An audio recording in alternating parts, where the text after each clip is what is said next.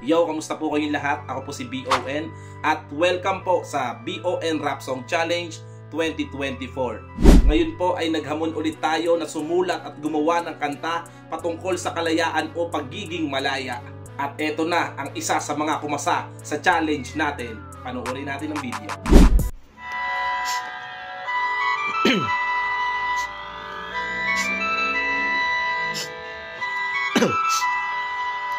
Sa musika lamang ako may kalayaang sabihin ang mga nais kong sabihin. Sa musika lamang ako may kalayaang sabihin ang mga nais kong sabihin. Ako ay Pilipino sa isip at sa gawa, ngunit ang Pilipinas nga ba talaga ay malaya sa Pinas? Yung mayaman lamang lalong yumayaman, ilan sa karamihan ay alipin ng dayuhan. Probinsya at Maynila, ano bang pinag-iba? Magkaparehas lamang tayo ng gawa, bakit iba? Tayo pagsasapit ang 15 at 30, isipin mo na lamang ang laki ng diferensya. Paglabas ko ng pintuan may bulungan, sigaw ng karamihan hanggang kailan ng kahirapan. Magkaibigan magkausap sa may sulok sa tabi, sanay pasakop na lamang do tayo dun sa tate. Matatapos paghihirapan sa lataya angat, sumang-ayon ka na lamang para naman din to sa lahat. Hindi yan mangyayari, yan ang laging sinasabi. Magkakaiba ang saloobin, hindi mo masisisi kahit 100% ang abilidad. Kung ganito pamamalakad ay hindi pa rin nuusad. Nasaan na yung tamang daan, pangakong pagbabago? Kahit na magpalit ng pangulo, yun ay malabo. Tapos hinakot ng walang takot ka ba ng bayan? Mga tulog-tulugan, bakit di na antabayan? O baka naman sila'y magkakamuka, pasa-pasa sa pitakan ng mga dinakma. Pasensya na musika at nagamit pa kita.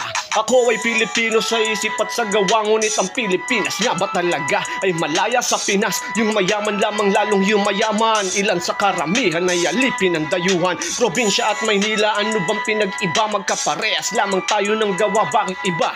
Tayo pagsasabit ang 15 at 30, isipin mo na lamang ang laki ng diferensya. Kasalanan ko bang mabitawan ka ng panandalian? Ibig sabihin ba nun ako'y malilimutan sa hamon ng buhay kasi nakikipagbuno? Kailangan merong panlagay sa tiyang kumukulo, kaya mas madalas pang sudsod kung saan magkakasalapi.